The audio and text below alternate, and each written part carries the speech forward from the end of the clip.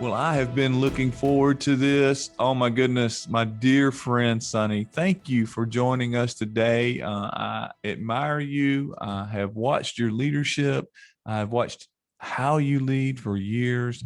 Quite an amazing man. Thank you for taking the time. I know you're swamped. I know things are going on all around you and meetings and those kinds of things. And you have chosen to give us some of your time here at Crossing the Line. Thank you for that, and welcome to Crossing the Line. Thank you for having me, Larry. Thank you. Well, let's do this, Sonny. I want people to get to know you. And so today, let's take just a few minutes and let's go back. Let's go back and tell us about who you are, where you were from. And if you don't mind, start in your childhood. Where did you grow up? Tell me, what was it like in your home? Tell me about your parents and tell me what it was like growing up for Sonny. Yeah, sure. So thank you, Larry. Yeah, I was born in a village in India, which was close to New Delhi. And I was in a farming family. So I was a farm boy growing up, Wow. going to the fields with my grandfather, just helping him out at the farm.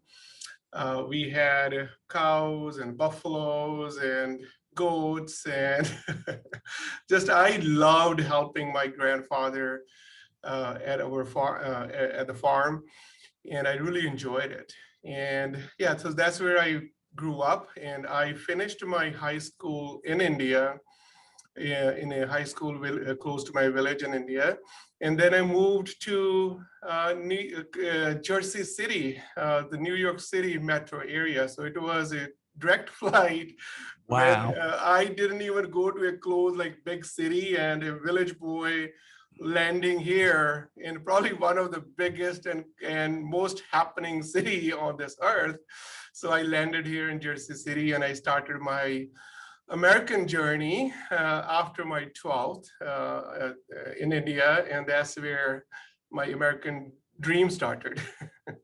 So I want to take you back. We're going to get there as you came to America after your 12th. I guess that's your 12th year in high school. Is that right? Yeah, we'll get there. But I want us to go back. Let's go back to the farm. Now, the first question I have is: you said you had cows. Do you know how to milk a cow? Yeah, yes, yes. That is awesome. And So, it was manual farming, so even like using animals to really rather, because there was no tractor or no machinery back in the days in a village in India, and especially our family. So it was more of really having fun, doing kind of farming, but manual farming. So a lot of like, just lot of labor work. did you have siblings? Yeah, so I have a younger sister and brother. So we had three. So you were the oldest in the family. Yes, I was the oldest in the family. Talk to us about your dad and mom in India. What was it like? Just a day in the life of Sonny growing up. Let's say you're 8 years old. Help us take us back to your life at that time. Yeah, so it was me. So my father, he was in Punjab police, which is the local like state. And my mother, she was like just helping at the farm with my grandparents.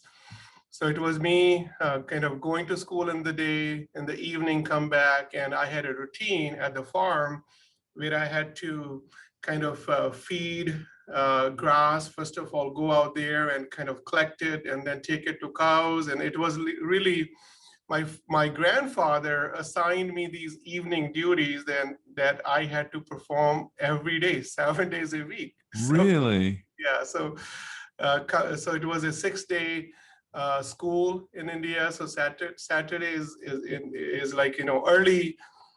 So it's a half day. So every single day coming from school and going to the farm and helping for at least 2 to 3 hours every single day, starting my sixth grade. So, what did that teach you, Sonny, about work and work ethic? How did that impact who you are today? I'm just curious. Yeah, I think one, just to kind of growing up in nature, it was like, being close to in being a person of faith. And Mhm. that nature, like, growing up in nature, it just, and growing up in a family which was very loving and caring. And it was more, I think at the farm, one thing that I can relate to is it was very like close to nature. And that, so that was one. And overall, just kind of having that routine in the evening, and that hard work.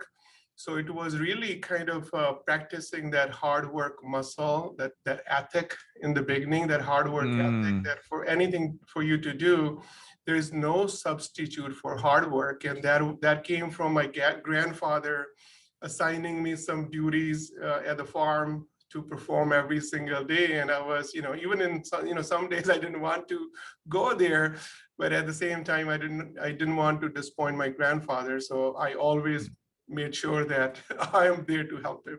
So tell me a bit about your grandfather and what kind of influence and impact he made in your life. Yeah, so one thing that I learned from him was hard work, and that, they didn't go to school. They couldn't even read the local language. So it was like, they didn't go to school. Mm. And so it was all hard work at the farm, and it was 100% raising family with honesty, with hard work, really, good human beings, values. So just have, so one thing that he taught me was just being a good human being, and earning your livings with honesty every single day. Wow. So honesty. You told me that your dad, and helped me to get this right, he worked for the state like a police. Is that what you said? State police. Yes. State police. So what? How did that affect you, especially growing up as a young man, as a teenager? You had to walk the line, as we say in the United States, or what? I mean, how did that affect you? Yeah, so it was about 93 when I was in my 11th and 12th. So my father, he was like, he was stationed somewhere, like in a close by city, that he was not coming home every day, and it was mainly me, and me spending more time with my grandfather. And my dad, Okay. he was good. And again, you see that someone who's working, and again, earning with honesty. And one thing that, overall, my dad taught me was being curious all the time. Mm. So even like when I was there in 11th and 12th, and it was more like, okay, what I'm going to do when I'm going to grow up, what kind of, like going to college, what should I do? He will always kind of seek advice from people around him, that if he doesn't know anything, he's going to take me to someone who knows that stuff. So it is that. But one thing that really interesting I want to share with you was, it was like terrorism time in the state that I was growing up in. Like in 90s, there was a lot of terrorist activities there. Oh This was wow. close to the border. And I know you have been there, like Mhm. J&K, and Punjab is right a neighboring state, and it's like a border state with Pakistan. And growing up there, it was a lot of kind of trouble there. And my dad being in police, these separatists, they were really kind of, it was really not safe growing up in a family where your father is in state police, because there was that conflict between Wow. these terrorists and, of course, the state police. Was they were targeting families of state police, and that's when I had to leave India. I mean, that was one of the reason why I had to make a decision. My family had to make a decision to kind of just get out of those troubling times. So Oh my goodness. for safety.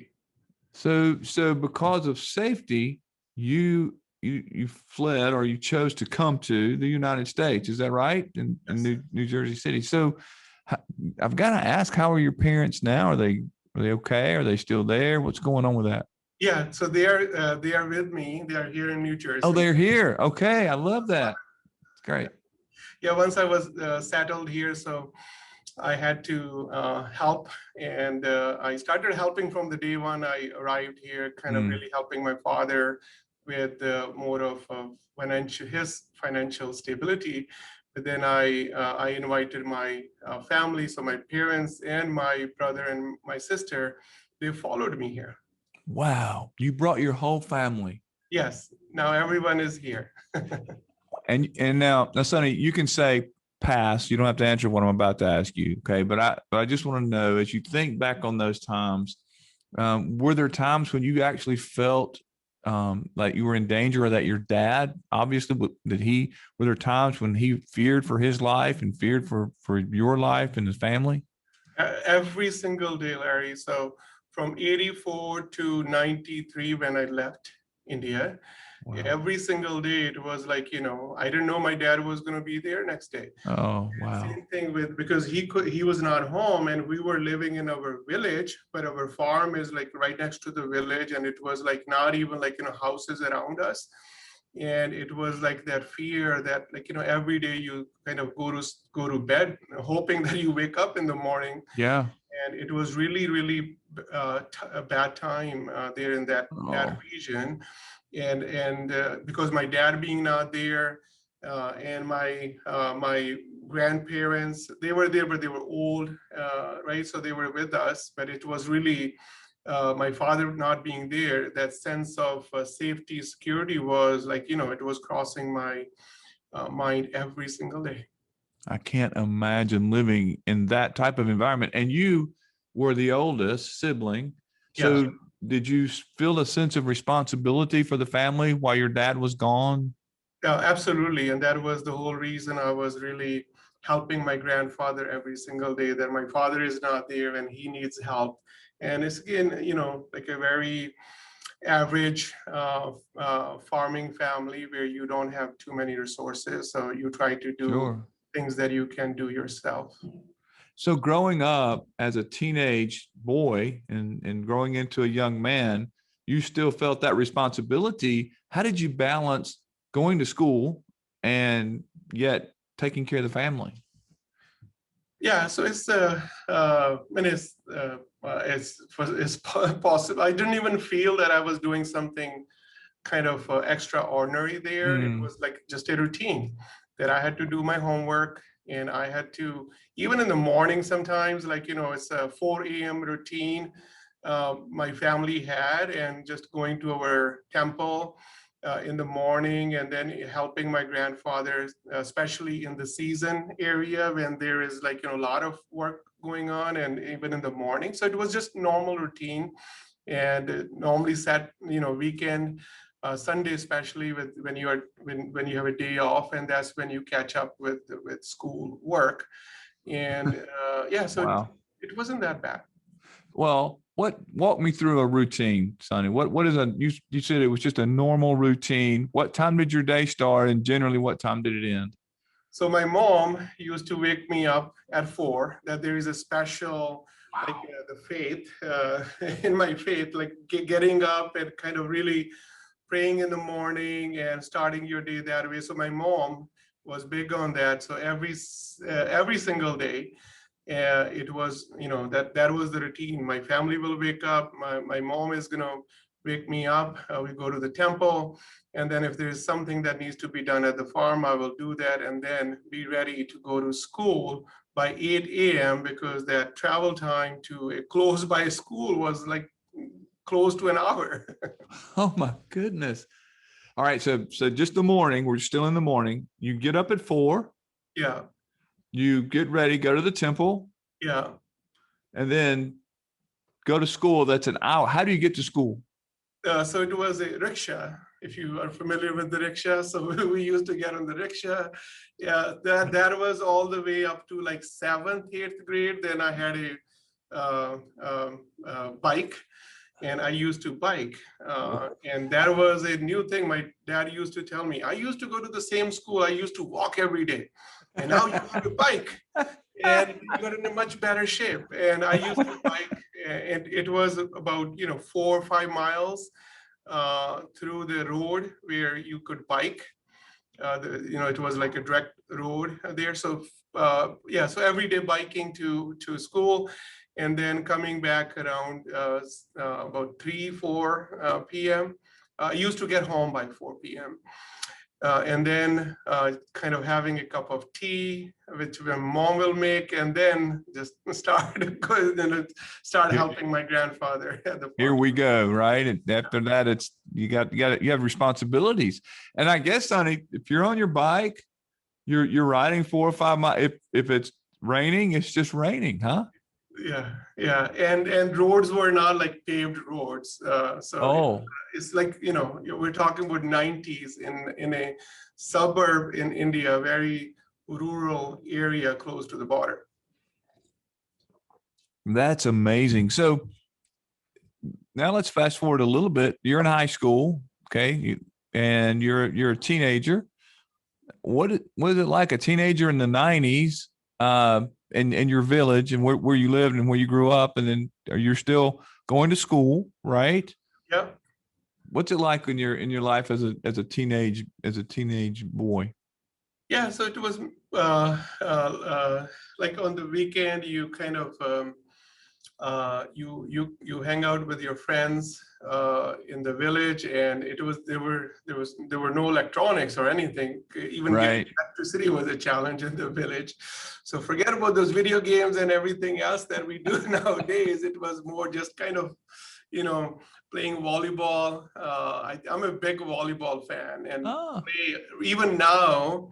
I play twice a week, once or twice a week. Even in winters, indoor we have setups. So that was one of my kind of hobby.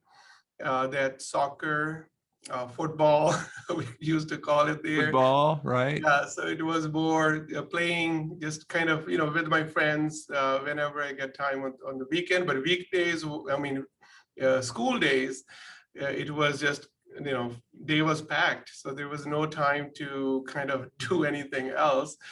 And that was starting kind of 6th, 7th grade. Yeah. Okay, so you made it through that time in your life. Now you're finishing school. It's you're in 12th and it's coming to an end. Yeah. How did you make the decision to go to first of all the States, and second of all New Jersey City? How did you help me to know how that process came about? Yeah, very interesting process. So one, that fear of terrorism and that like kind of safety issue, that was one thing that was driving my parents nuts. And then so 11th, 12th I took bio, so I wanted to be a doctor.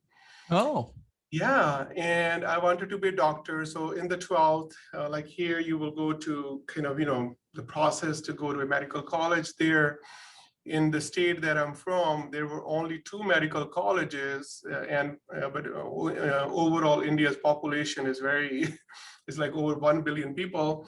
right. So getting into a medical college is a very, very highly competitive, and especially when you don't have access to quality education in high school, then it becomes a bigger challenge. So I was not able to get into medical college.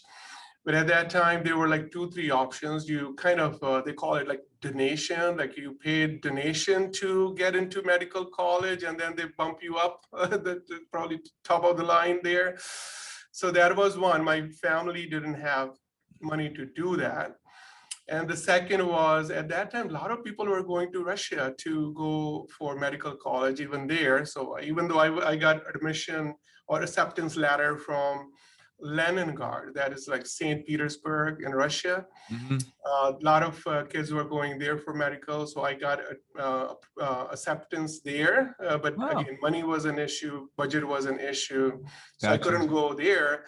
Gotcha. And the third option was a lot of village boys at that time. They were coming to America to do blue collar, like from villages, and Right. just explore that American dream. So those were 3 options, and I didn't know what to do. And my father is like, you can just, you decide what you want to do. I'm like, I really want to be a doctor, but I can't now. I have to stay here for another year and kind of prep for medical college exams. Right. And so what I did was, again, that faith, I wrote down medical college in India, another year, try. I wrote down the second piece was Russia, that if my father can get loan or something from somewhere. And the third one was labor in America. And so doctor in India, doctor in Russia, and labor job in America. Because coming here without college education was like, and that was, so I went to my temple and I did my pray, and I'm like, Mm, whatever I'm going to pick up, that is my destiny. And when I picked up, even though going for labor in America was my least, that's I did number not want to 4. pick that up. You're right. But it happened to be that one. And then I'm like, I was kind of that little bit disappointed at that time, now that I kind of lost my life dream to be a doctor. Mm, But then at the same time, it was more like, that question, that is, okay, do you want to really do this? Right? Because I really, really wanted to be a doctor one way or another. So then I'm like, it's a commitment. That's what I prayed for. And I just probably don't know what God knows, and I'm going to follow this direction. And so that's when I told my father, I'm like, can you let me know, work with me, that I want to go to America. So then my father started working on, working on that, like how I can come here.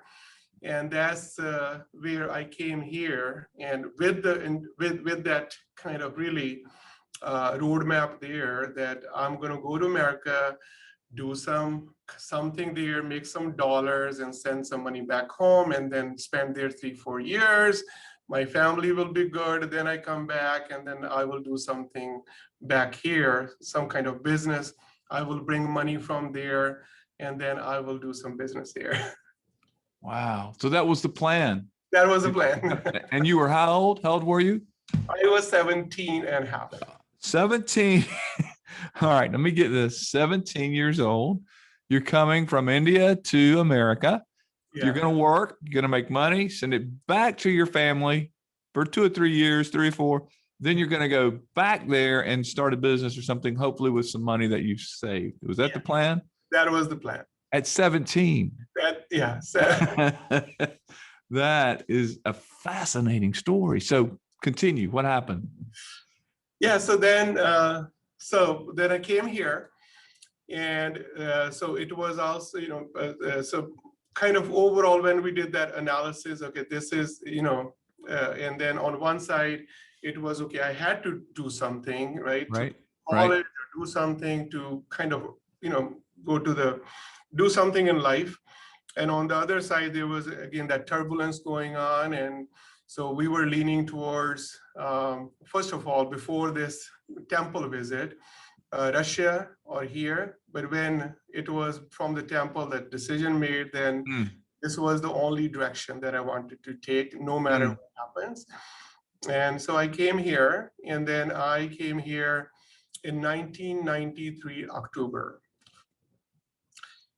And that's where I started working for a gas station here in New Jersey. New Jersey is a full service, so I was pumping gas. That was the job that, so there were like a couple of people from close nearby villages that I knew. So that's how I chose to come to Jersey City, because they were living. And I started living with them. They were working at gas stations, or some were driving taxis. So we were like 5 roommates sharing 2 bedrooms and sleeping on the floor. Wow. And, yeah. So there was a guy driving yellow cab in New York City, and then guys working at a gas station. Because I didn't have a license, the only option I had was start working at the gas station. So I worked there for a year. And that's when within that year, I got my license, and I was able to, so that was like, now 18 and a half. And that's where I, started kind of thinking of doing other things. So in the second year, I started working, preparing for the New York City yellow cab because English now, it was again in the villages, they don't teach you English until 6th grade. So your English, like learning ABC, starts in the 6th grade. And just even going to TLC, the Taxi and Limousine Commission, it was a 2-week class, and you have to know English, you have to be able to speak, you have to be able to kind of, at that time, there was no Google Map. Right. Talking about Right. and you kind of learning all the, the map and learning New York City before you get that license. So it was a journey, hard work to get even New York City license, but that was like, you making $4 an hour from a gas station, and here you're probably making like $4,000 or $5,000 a month cash. But if you're working like 7 days, 12 hours, then you can make that much potential. Wow. Yeah. So that's what I chose. I kind of started driving New York City yellow cab, and I drove that. And then there was another kind of, again, a little setback there where, but I don't want to get into that piece, but it was struggle in the beginning. Yeah, you had a struggle. Okay. First, like 2-3 years was really, really hard. And it was mainly kind of, stuff going back home with Sure. with this, with the family, like every day worried about my father and my family, that there were a lot of families that were killed just because they happened to be working for the state. And yeah, so then I saved some money, and my dream was that I wanted my father to be the first person to buy a car in the village, nearby villages. So I worked so hard to save that money, not only kind of, helped him with money that he kind of, he got loaned to kind of help me come here. And then I kind of sent him, and the best day for me in my first 3 years was the day my dad, he bought a car, a very nice car. That was the car of the, wow, kind of the top, the really right. nice car, and that made me so happy. And then I asked Father, I really I want to complete my college. And if you allow me now, do you need more money, or can I now save some money and prepare for my college? Unbelievable. So you ask your dad, you ask your father, may I save money for myself now that I've provided money for you? And you were able to help him and provide for him a new car. And he said, yeah, no, he said, if you're serious about going to college and finishing your college, go ahead. And there was more of a, a lot of, again, you don't know anyone, the people around you, either kind of, taxi drivers or gas station attendants. And so it was more, the journey was, you drive a couple of years cab, and then you buy a business like a gas station or something else. Yeah. That was, like either that or going to college. And my father said, here you're making now $4,000 or $5,000 a month. I mean, that's a good option that you have. And I'm like, Father, yes. But making money here, I don't think is a problem. Even street vendors, when they're selling like fruits or anything in New York City, they're making a lot of money. But I really want to educate myself, and education was really at the top. And I'm like, I'm okay to give up this $4,000 or $5,000 cash income for the next 4 years to pay for, to get education. So I gave up on that income, made a decision to slow down before going fast in life. And that was like 4 years it took me to drive cab, go to college in the daytime, and really complete my computer engineering. Wow.